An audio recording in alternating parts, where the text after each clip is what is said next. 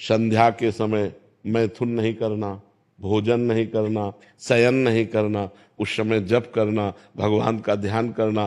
तो शास्त्र जो आज्ञा करता है, हम अगर उसका पालन करेंगे तो हमारी उन्नति होगी। अब जैसे गुरुवार के दिन किसी भी स्थिति में बाल नहीं कटाना, द्वादशी के दिन किसी भी स्थिति में तुलसी जी को नहीं छूना। तो जो शास्त्र मर्यादा बनाई गई, अब उसमें हम क्यों नहीं कह सकते? क्योंकि ये ब्रह्म ऋषियों के द्वारा बनाई हुई मर्यादा है। बुधवार को और शुक्रवार को आप बाल कटवा सकते हैं, लेकिन अन्य दिनों में कटवाने से आपके पुण्य क्षय होंगे। ब्रह्म ऋषियों ने जो मर्यादा बना रखी है, अगर हम उससे चलेंगे तो हमें ज्यादा लाभ मिलेगा। अब रोज सुबह लोग बाल आदि, तो हम कहते हैं केवल बृहस्पतिवार को मत करवाओ, और ना मानो तो गुरुवार का दिन परम पवित्र गुरु के लिए है, उस दिन आप क्षौर कर्म न करें, बिल्कुल निषेध है। नहीं, उससे पुण्य नष्ट होते हैं, आयु नष्ट होती, बुद्धि नष्ट होती। अब अगर आप नहीं मानोगे तो वैसे ही आपके आचरण होते चले जाएंगे, गिरते चले जाओगे।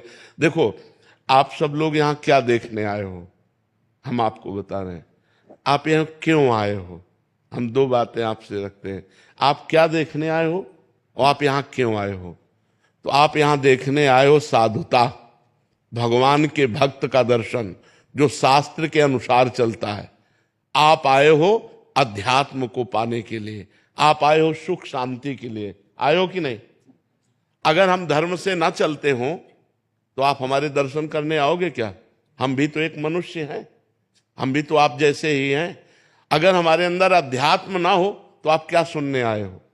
तो आप सोचो, उन्हीं ब्रह्म ऋषियों ने ये मर्यादा रखी। वैसे ही जब हम चलते तो हमारे अंदर तेज, हमारे अंदर शांति, हमारे वचनों का प्रभाव, हमारे दर्शन मात्र से तुम्हें सुख मिलेगा। तो क्या वो आप नहीं बन सकते? आप विचार करो। तो जो शास्त्रों में लिखा है उस पे हम क्यों में नहीं लगाते, उसका हम आचरण करते हैं। जैसे डॉक्टर कहता है कि आपको ये नहीं खाना, ये नहीं खाना, ये नहीं, तो हम उनसे क्यों बोलते हैं क्या दही नहीं खाना? अरे भाई, दही तो बहुत अच्छी चीज है, क्यों नहीं खाना? क्योंकि तुम्हारा रोग बढ़ जाएगा। जब तुम ठीक हो जाओगे तब तुम सब कुछ कर सकते हो, लेकिन जब तक ठीक नहीं होते तब तक तुम्हें दही नहीं खाना, ऐसा मना किया जाता है ना। जब तक हमारा ज्ञान नष्ट नहीं हो जाता तब तक ये सब बातें, और ज्ञान नष्ट हो गया तो फिर कोई नियम नहीं, फिर वो सबके ऊपर पहुंच जाता है। जब स्वस्थ हो गया तो खूब दही खाओ, क्या परेशानी है? जब आप आत्मा स्वरूप में स्थित हो गए, देह भाव खत्म हो गया, तो बार बने या बना रखा रहे, क्या फर्क पड़ता है? तो हम अभी देहाभिमानी हैं, देह भाव से चलते हैं। तो हमें शास्त्र के नियमों का पालन करना। जो आज शास्त्र के नियमों का पालन नहीं करते तो गिरते चले जाते हैं। अब ये शास्त्र आज्ञा करता है, जिस दिन से गर्भ आ जाए उस दिन से माता पिता को ब्रह्मचर्य रहना चाहिए। क्यों?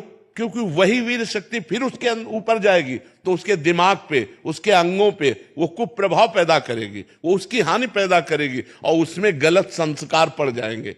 कौन मानता है? शास्त्र जो आज्ञा करता है अगर उसके अनुसार चलो तो आज सब सुखी हो जाएं। पर शास्त्र की आज्ञा का कहां पालन हो रहा है? बोले प्रातः काल उठना चाहिए, ब्रह्म मुहूर्त में उठ करके गुरुजनों माता पिता के चरण छूने चाहिए। कौन मान रहा है? प्रातः काल उठ के रघुनाथा, मात पिता गुरु नावै माथा, मातृदेवो भव पितृदेवो भव अतिथि देवो भव। कहां गया?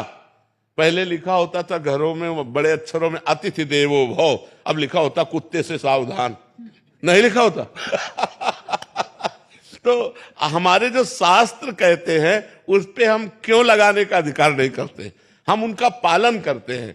क्यों लगाने का मतलब संशय करना, और पालन करने का मतलब श्रद्धा करना। और श्रद्धावान लभते ज्ञानम, श्रद्धावान ही ज्ञान को प्राप्त होता है, श्रद्धावान ही आनंद को प्राप्त होता है, श्रद्धावान ही परम शांति को प्राप्त होता है।